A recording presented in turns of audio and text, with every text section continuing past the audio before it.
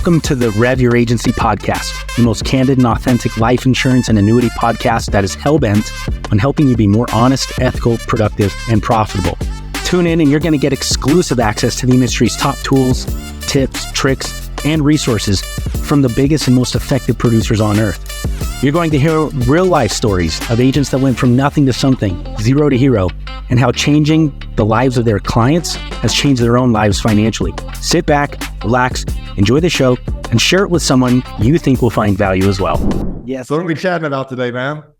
Dude, so yeah, this podcast, it's a laid-back podcast. We're not going to do some big intro, outro. My team cuts it up and whatever. This is, it's different than this other podcast I've been working on. This one is industry specific, and it's all about talking to people who are doing big things in the insurance business, people who've done big things in the insurance business, whether that's some big names and some more influential type people who are pushing real hard on social media and doing all these things, or, top producers across the world that have been doing it for decades, or even just some of the people that are inside some of these programs or buying those leads. Let's talk to them and get their candid, authentic experience. So that's what this is all about. We're calling it REV Your Agency, keeping it on brand, on point. And like it, man. And that's it, dude. So you're out there hustling. I'd be remiss to not bring in Mason VanMeter, the Mason VanMeter. Honor and privilege in the flesh. No, Liver King Jr. You're one of my favorite people, dude. Seriously. I mean that from the bottom of my heart.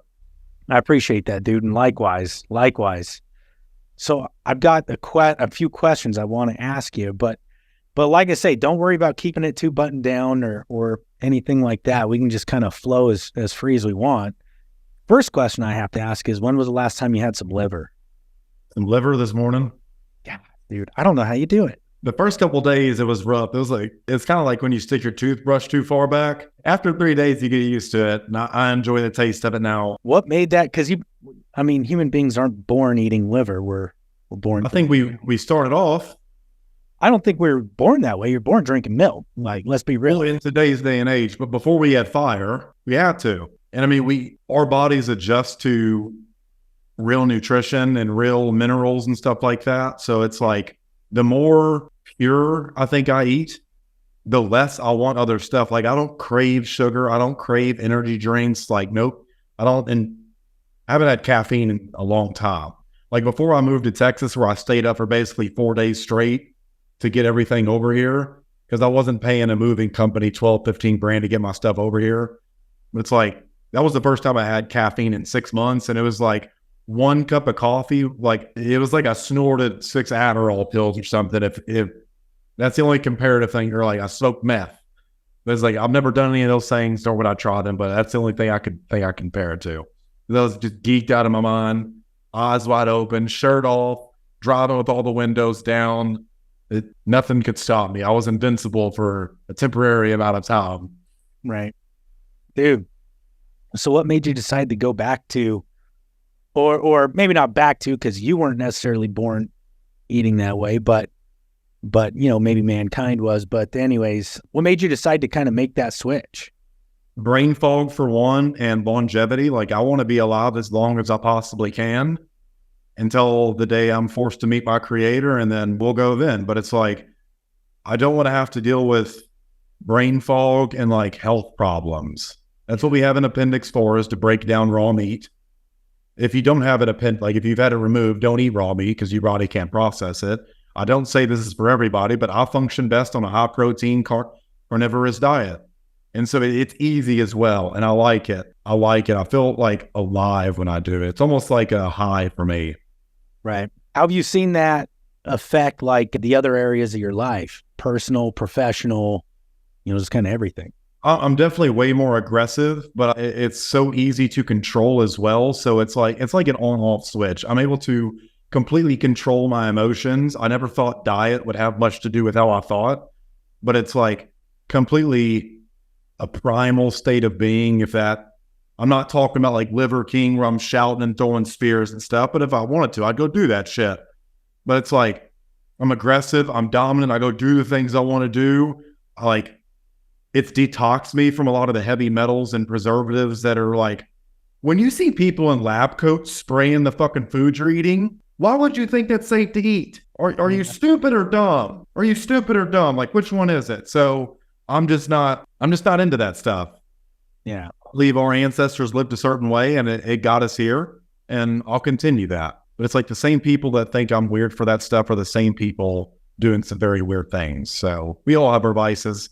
What's weird to other people is normal to me. I think in today's day and age, you have to be crazy to be an entrepreneur. So it's everything I could do that's small 1%, it compounds and it gives me a life that I want to live. Dude, let's talk about that a little bit, about having to be a little crazy to be an entrepreneur, because I totally agree. And like we say that, but then people don't actually get it. Like I think what they hear is you've got to be a little bit stupid. You've got to take brazen, like brash risks that don't, they're risk without measure. Unnecessary, right?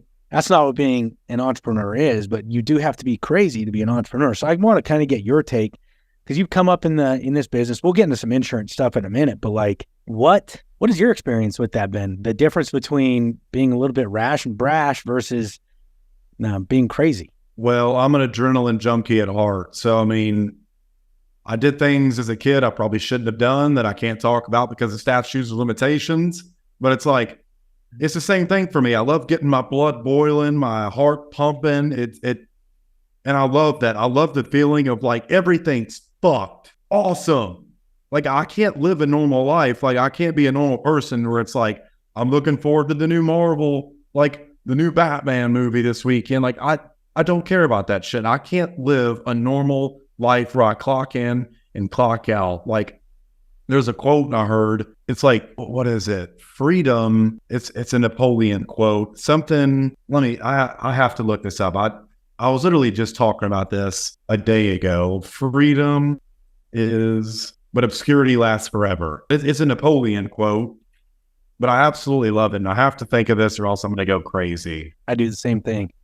I've got to stop what I'm doing and remember what I'm trying to remember before I forget it again. Yeah, I got it right here. Glory is fleeting, but obscurity lasts forever. And I think that's absolutely correct. Like I pay constant. It's always work to pay the rent. No matter what I do, I've got a nice six pack abs, but I have to go to the gym every single day to keep that. And it's like, I'd love to do things to keep my mind busy. I think idle hands are the devil's play toys. It's something my dad told me growing up. I just don't want to live a normal life, man. So what's normal to me, I understand is going to be perceived as crazy or like masochistic to what I consider normies, or like, I think it's peasantry. I don't want to go to the desert for Burning Man or go to a concert and scream up and down and worship false idols. It's like, I understand my relationship with God. I have a limited time of immortality here in this world, and I'm going to do the most with it. So I play 50% of my life in the now and 50% in the future. I'm always living a double life. It's not too much fun or too much seriousness. It's a healthy imbalance of trying to manage the two. And so it's like, I'm always taking risk, but I make them fun. But it's also like very calculated. It's all percentages and numbers to me. But I also treat people like people. They're not just consumers to me. And I think that's where a lot of insurance agents, they glorify things like the Wolf of Wall Street, which he even said it was glamorous, but it's to show you what not to do. Like you can't go out there and be hedonistic, pop Viagra or the Quaaludes and like expect things to go well. Like you can't just be buy or die in sales or you'll have no repeat business. And that's the name of the game for me. How can I get one person to give me money every day for the rest of their life? I have to make it valuable on both ends, but I have to make it fun for me. It has to be full of adrenaline. So it's the journey of that. It's a million small things, Carson. You know it as well as I do. It's never one big thing, but for me, I want to honor God and I want to honor myself. I think God made me in his image, which means I have some capability of thinking like him. Some people will say you're absolutely wrong, but guess what? God didn't write the Bible. Men did. So why would I trust men? I'm going to place my faith in God and his abilities that he has bestowed upon me, and I'm going to honor my creator. I'm going to show him the beauty of his creation every day. Am I going to fall short? Absolutely. But he's also going to be there for the times that I surpass people's expectations. That's it. That's the meaning I'm going after. Everything's done for a meaning. So why insurance? Because, with the kind of drive you have, the ability and the willingness to get a little crazy, to walk the edge a little bit, and like nobody ever went somewhere significant safely. I'm just going to say that now. You don't do it in your business. You don't do it physically, mentally, spiritually. You never walk the safe path and go anywhere significant, right? So you're walking this little bit of a, not necessarily dangerous road, but like you're talking about, like this adrenaline filled, it's a high for you, right? In entrepreneurialism. Why insurance? Because you could do anything and kind of. It was an out from factory work. Say that again.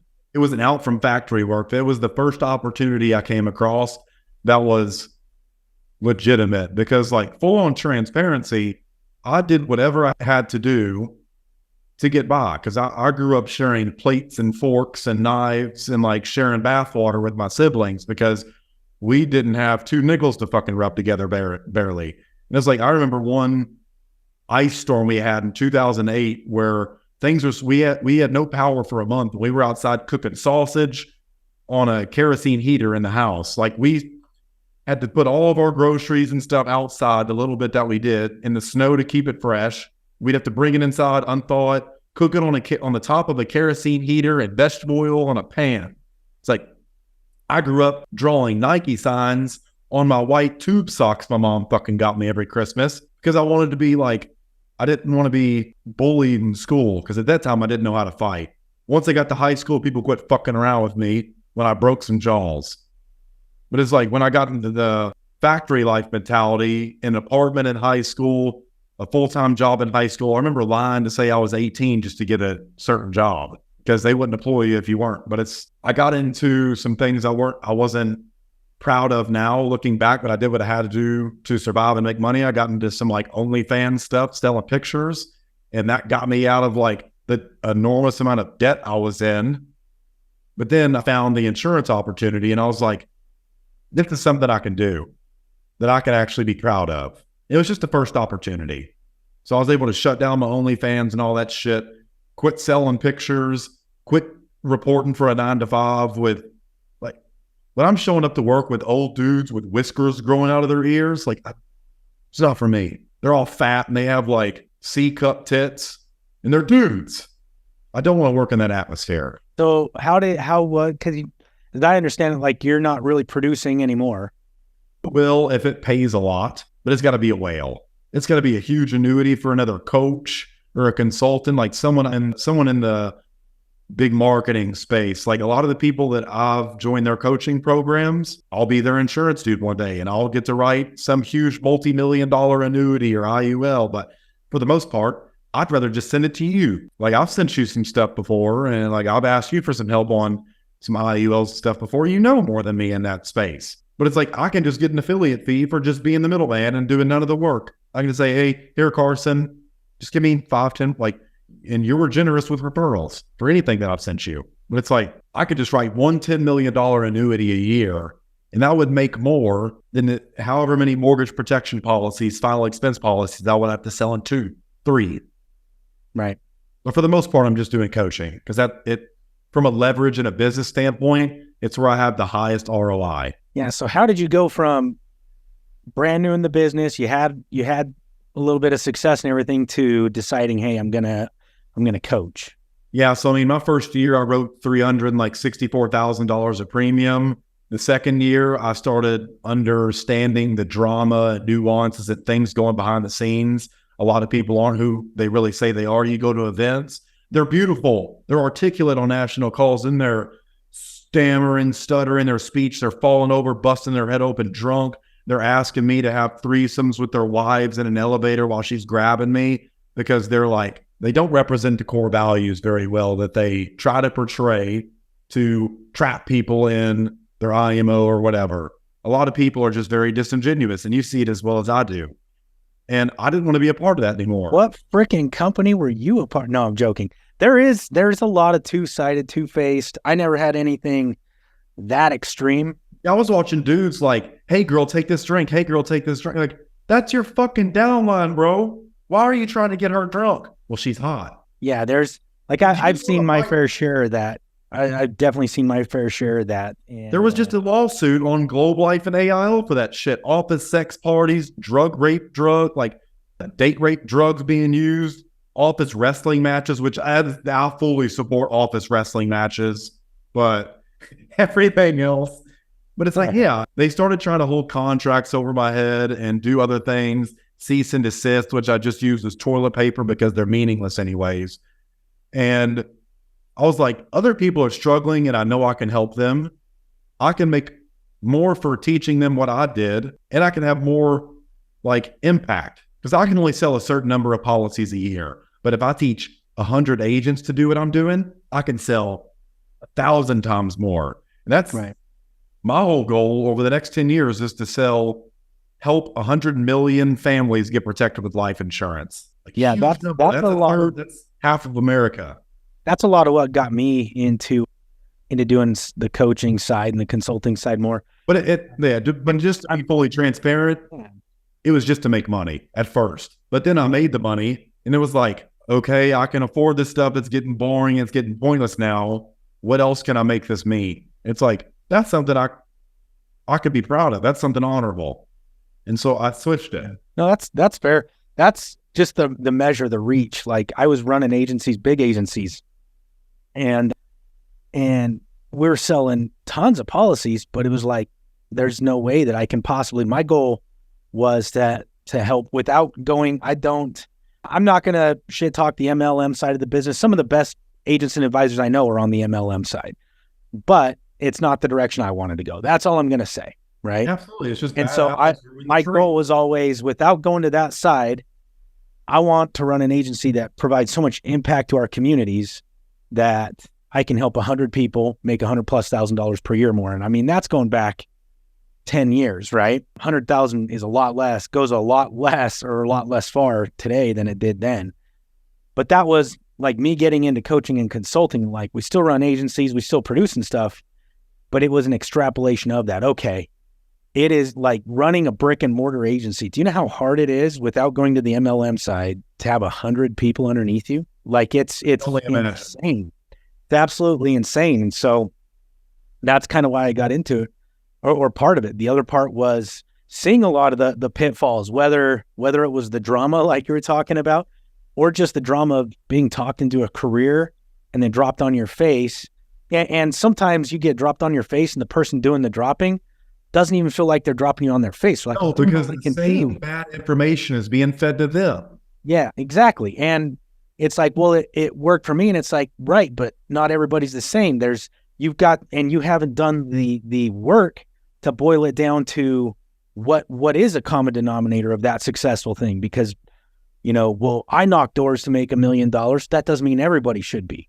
Well, I did social media to make $1 million. That doesn't mean everybody should be. Everybody, like, the common denominator is getting in front of people who want to have the conversation you're trying to have. That's the common denominator, right?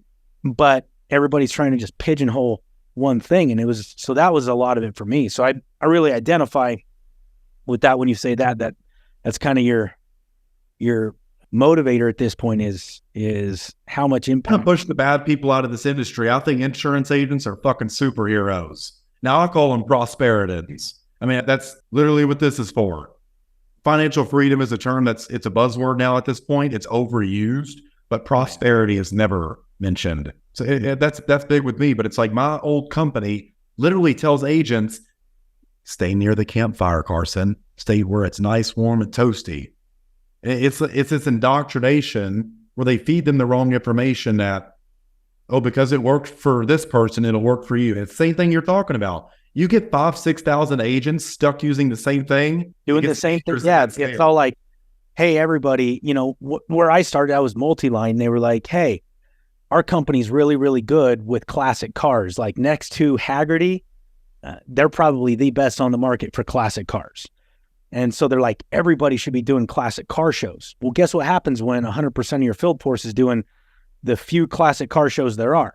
There's not enough business to go around, and everybody's starving. They're like, how do I find people? Because that's the only way. Well, you just buy more leads, Carson. You stay near the campfire where it's warm. What do you mean? How do you make money?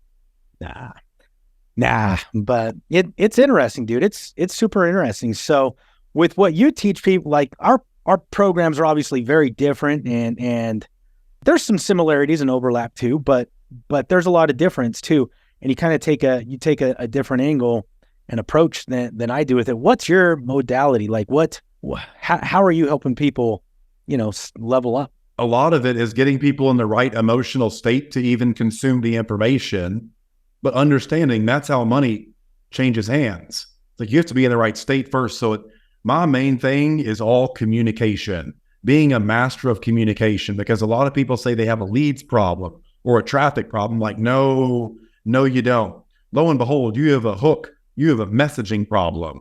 You're not telling your customer's story. You're shooting a sales message around telling people they're a piece of shit. They're going to have to get a GoFundMe or to call you for a quote.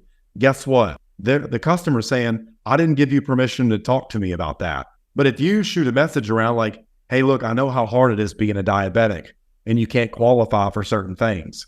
No, they're like, wait, tell me more. What do you have? It's like, I'm getting people in the right state of mind to even hear your marketing first. Because that's how we get people through the funnel.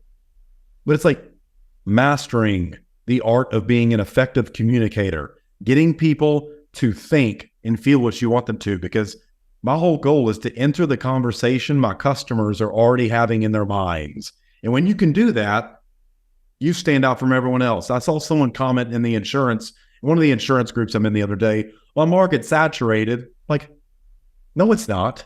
The market is only saturated if you sound the same as everyone else. So it's like, it's better to be different than it is to be better in my eyes, because that which is different is recalled easier. It has a higher perceived emphasis.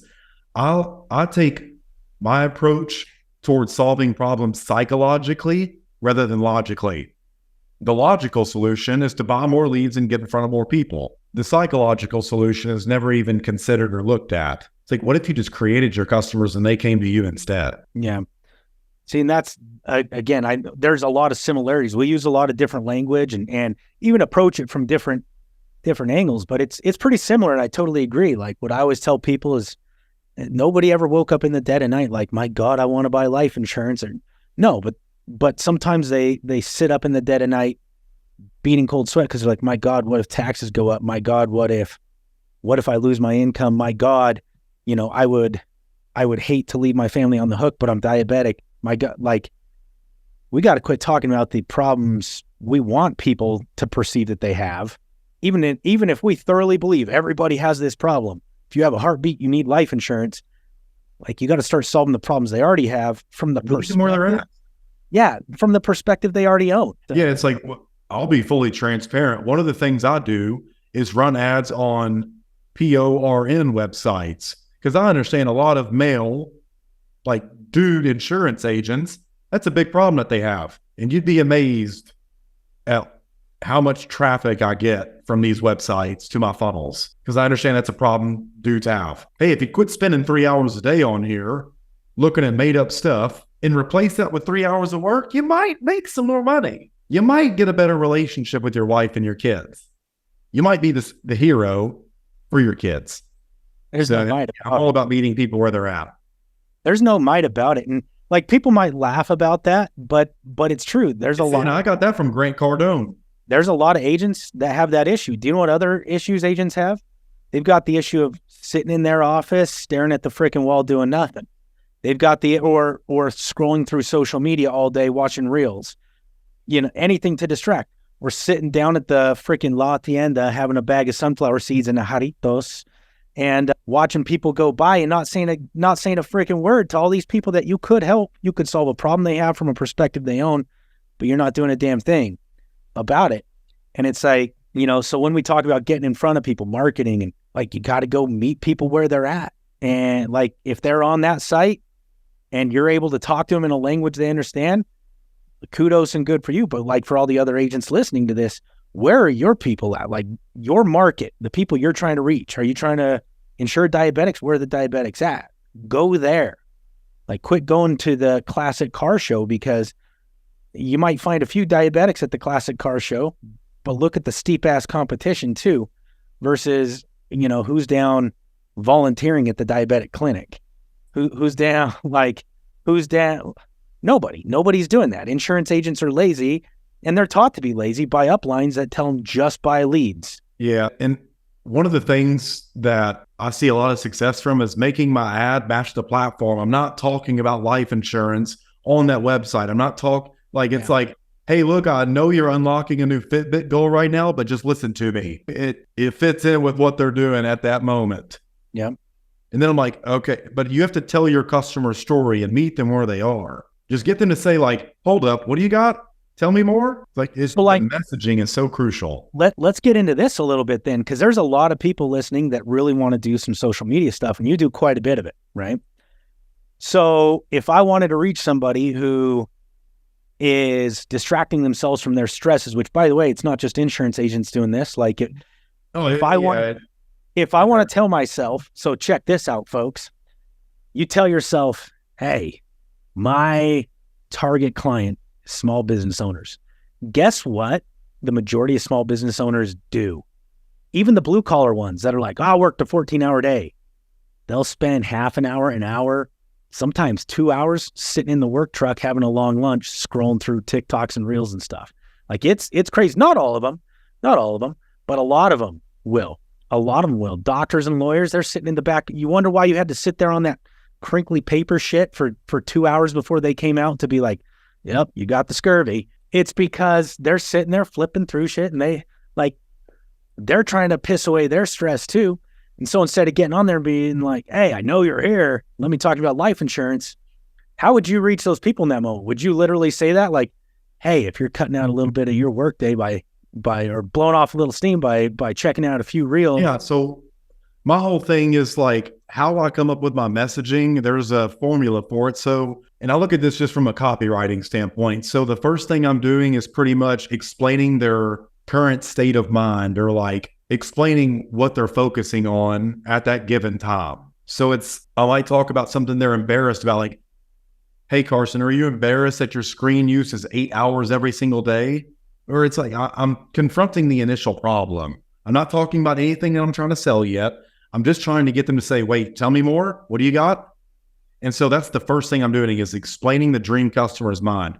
Like, hey, Carson, are you going through the doom loop where you repeat the same 6 months of your life over and over because your screen use is like this high? So after I introduce the initial problem, I'm pretty much going into what they're frustrated about with like what they're being offered, their current frustrations, or what they're not being offered, like what they're unhappy about. And it's like, you might have tried this, or you might have tried that. You might have tried turning on the grayscale so you don't see color on your phone, or you might have tried detoxing from, like, I'll just explain their current options. You might have tried a dopamine detox that you found on YouTube. And so once I explain their current options, then I'm getting into the emotional spot. So I'm like, this is where I transition into getting them to click. The whole goal of the ad is not to get them to buy. It's to sell the click. And so then I explain it with a future-based, change-based question. So Carson, what could you do over the next 7 days to take back control of your life and get rid of those dirty habits that you're not proud of? It's like, click here. Has nothing, like, it's not, you're a piece of shit if you're spending 8 hours of, like, if you're not spending time with your family. It's like, no. It's like, what would you do if you could be seen as the hero in your kids' lives and spend more quality time with them over the next 7 days? It's like, it's a change-based hook, but it's trying to get them to step into the person that I need them to be, because the person they are right now is not capable of solving their problems. And that's a quote from Einstein. The same thinking that caused the problem is not the same thinking that will solve the problem. So that's pretty much my copywriting formula for that. It's like, introduce their current state of mind, explain their current frustrations with what they're being offered or not being offered, and then the emotional, I used to try to tie this up in a URL as well. So one of the ad angles that I just took on a video I just shot a couple of days ago, it's like theembarrassedagent.com. And I talk about them being embarrassed that their friends and family were right, that being an insurance agent was the wrong move. Or being embarrassed that they don't have enough money to pay the bills and be seen as a provider by their wife. And I'm all talking about the embarrassed. So the whole URL, it's not just a URL, it's a hook. It's messaging. They're clicking onto that because it sums them up. I mean, that's just how I'm thinking when I'm in terms of doing this stuff. That's pretty much the angle I would take for someone scrolling and repeating the same doom loops. Like, hey, are your fingers getting arthritis from scrolling 20 hours a day? Not blow it out of proportion.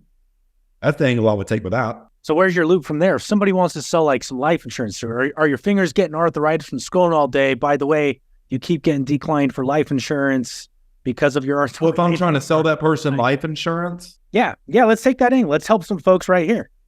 So let me get my creative juices flowing, now. Let's see.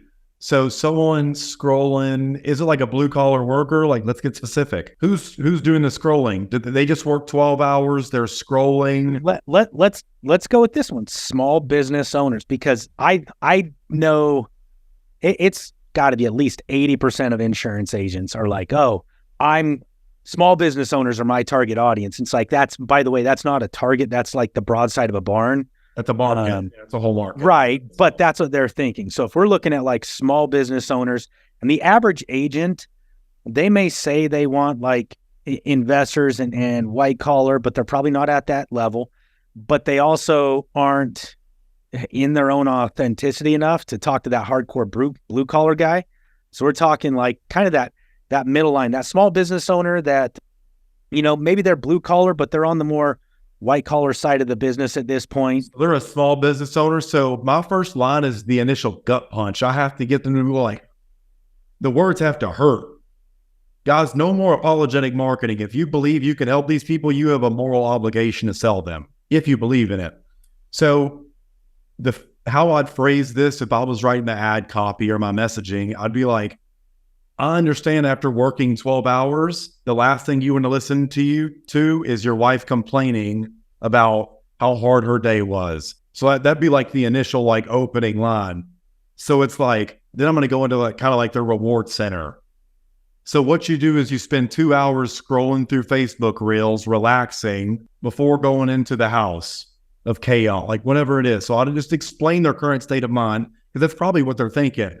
I just worked 12 hours. I do not want to come home to my wife bitching about laundry. Let me get ready for this. So that's how I'd phrase the first paragraph, is like, after working a 12-hour day, trust me, I understand you don't want to go listen to your wife complain about how many loads of laundry she did.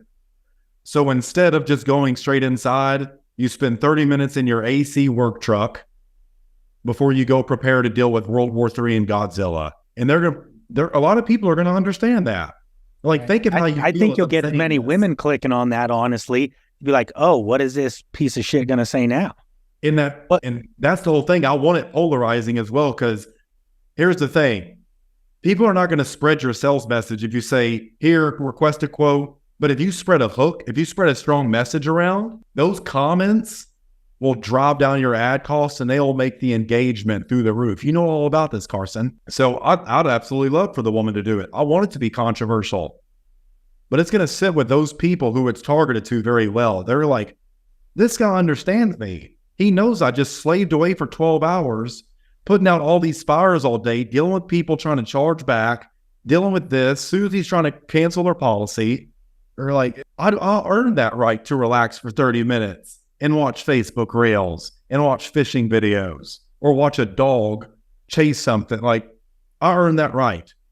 Skinwalker videos, dude. I'm telling you. Skinwalker vets. Or the Indians making those little things, like those two Egyptian, whoever they are, those two little Indian dudes that are like scraping out mud with sticks and building like pools. I can't tell you how many nights I stayed up till 2 a.m. watching those Indian dudes. I watched a bunch of that back in like the YouTube days before Reels and all that stuff were a thing. Yeah. I spent a lot of time watching those. So I'm tapping on it. That was a reward for me back in the day after working 16 hours. Like, how did they do that? So I'm trying to meet them where they're at with that. And so it's like, my next paragraph is going to be like, even though you don't care how many loads of laundry she did, how could I put this? You know deep down that you still see that innocent girl that you got butterflies from the first date you took her out on. And a lot of these people probably have kids, don't they? Yeah, probably.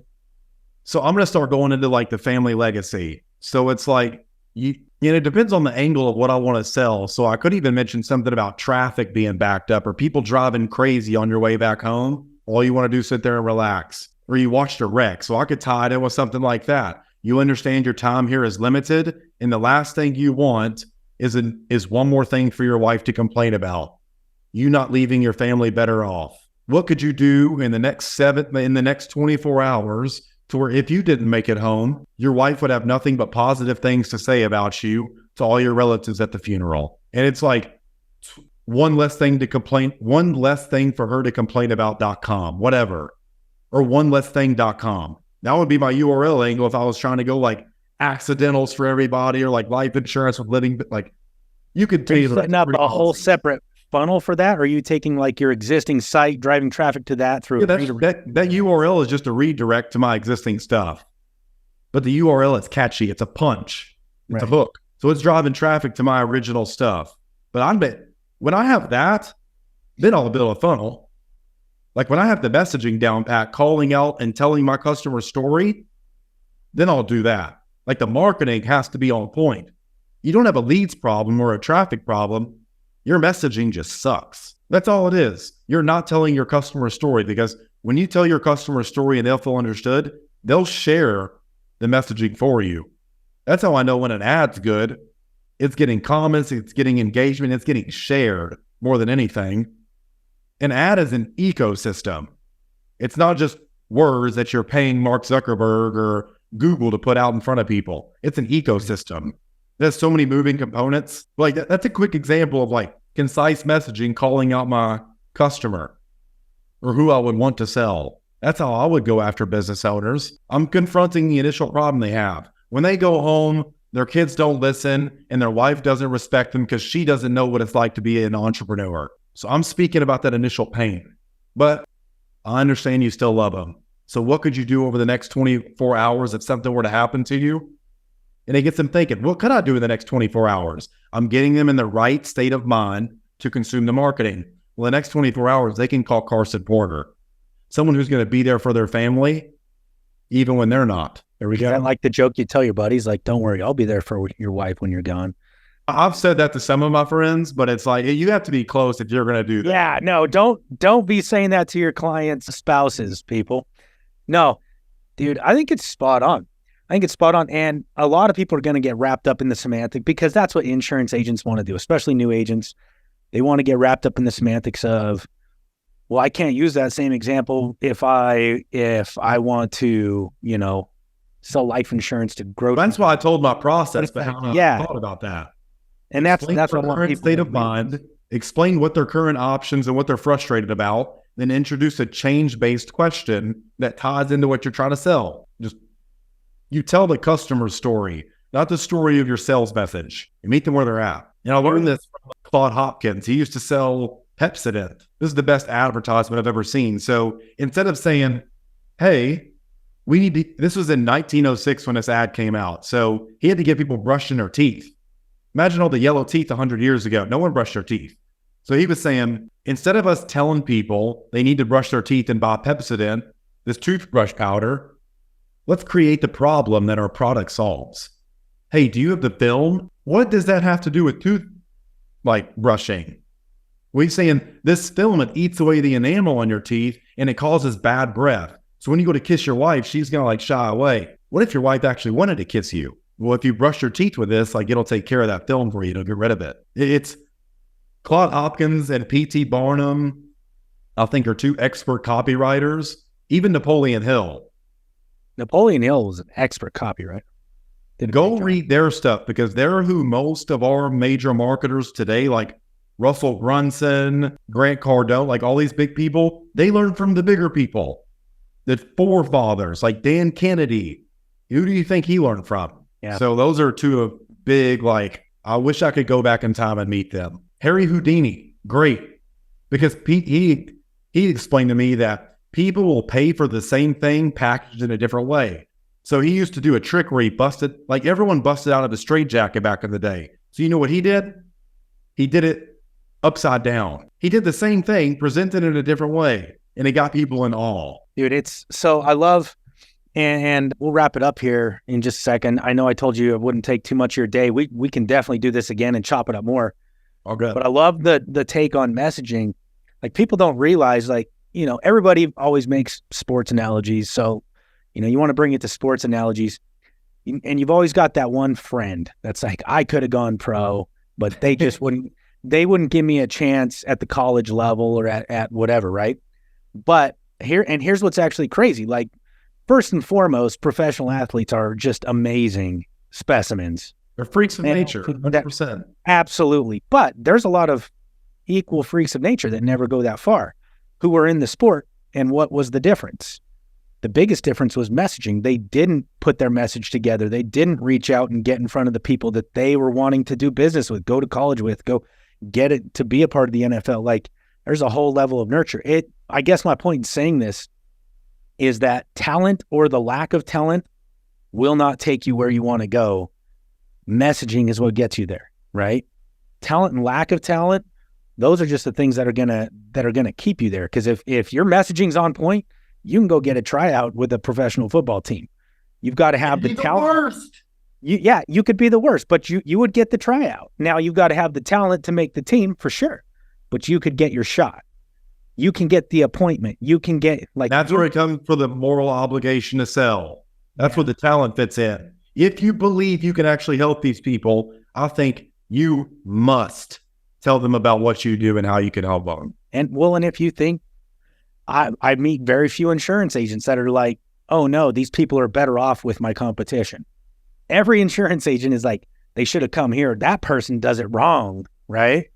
If you really believe that, are you not in fact the dick for not improving your messaging so they came in your door? 100%. I think you're being selfish because you're scared of your own success. Don't come at me with a scale, I'm scared to fail, because you're comfortable with that already. You're scared of success because of what it means. You're going to lose some friends because you changed in their eyes. Our word grow. And it's like everything you about my own messaging. You got me thinking about my own messaging. I'm like, my hell, I've got 50 different places I need to go implement. Good, but I think that's the true meaning of friendship, Carson. That's the point. You and I are somewhat competitors to certain customers, but complementary to others. So then there's some overlap, but for the most part, it's not. But it's like, why would I not want you to do better? Because the better you get, it incentivizes me to, like, you are one of the few people I respect in this industry, dude. 100% transparency. I appreciate that in both ways. It's like, there's so many fake people, but there's a lot of really good people. I always tell folks, I've met some of the worst people I know in this business. I've met most of the best people I know in this business as well. That's what I'm saying. I think insurance agents are superheroes, and you and I will weed the wrong ones out. Yeah. Because we're going to set standards of what it means to be an insurance agent. When I call a prosperitan, I think there's only room for prosperitans to make it in this industry. Something people can actually be proud of being for a career choice or an identity. Because people don't buy products, they buy feelings and emotions and identities. People don't buy products, they buy identities. Yeah, I can get on with that. Any last or final words you want to share with some folks, and how can folks find you? Yeah, so I mean, you can search my name wherever, but there's something special I'm doing here January 8th. It's a virtual insurance summit. My good friend Carson Porter is one of the summit speakers. So go to runningbuddiesacademy.com, summit reg. So summit, SUMMIT_REG, just or insurance summit. So runningbuddiesaccademy.com/insurance summit. And you're going to get 30 of the best speakers in the industry, including Carson Porter, David Dufour, Todd McLean, myself, possibly Cody Evans if he's down to do it. So I've still got to reach out to him, but 30 incredible speakers. And the whole thing behind this event is like, I was talking to a single mom and she was like, she had tears rolling down her face, dude. Like, cause she has 3 kids in 30 days to make rent. She's like, Mason, what would you do if you lost it all and you were in my shoes? And I had to write down business plans for her. And luckily she followed them and she made rent. But it's like, what would my buddy Carson do if he had 30 days to, if he lost it all? What would David Dufour do? What would Cody ask? So I started asking hundreds of people and I put all of their stuff into a 30-day summit that if you lost it all and you only had 30 days to get it back with just an insurance license, no dollars, no leads, what would you do to get back everything and get back on top of the world, make your name known? And so that's what this event is for, is to give you everything to make more money, more impact, more customers than you know how to handle in the next 30 days than you did in the last year. That's what this event is about. And it's free. It's completely free for everyone to go watch. Dude, that's awesome. I think you're a stud for putting it together. I'm honored you asked me to be a part of it. It will be the biggest event of all 2024. There will be at least 5,000 agents who show up. I don't care how many ad dollars or affiliates. I don't care how much money you have to spend to get them there. It's going to be cool stuff, dude. Where social media, where do they find you? What's your handle? Just search Mason VanMeter. I'm not hiding anywhere. And I'm You might have followed me anyway. So Probably at this point. Sweet, dude. Let's do this again. I really appreciate you being on. yeah, and I'll see you for yours here in a couple of days. So Yes, sir. You will. no, it's an absolute pleasure. Thank you for letting me be on here, Carson. Yes, sir. I appreciate you, Mason. This has been another excellent episode of the Rev Your Agency podcast. Remember something, nothing happens if you don't do the damn work. So take what you've got from this, take what you've learned, and go implement it today. It's not about having everything. It's about having one thing and implementing it every day so that you can take your production, your agency, and the lives of everybody around you to the next level. If you could use some help with it, hit us up at revagencysyndicate.com and jump in. We run a mastermind that is dedicated and hell-bent 10 times more than this podcast could ever be into helping you have the education, collaboration, and accountability that you need to go to the next level. Whether you are captive, independent, whether you're life only, or you focus on multiple lines, it doesn't matter. We're here to help. Let us help you.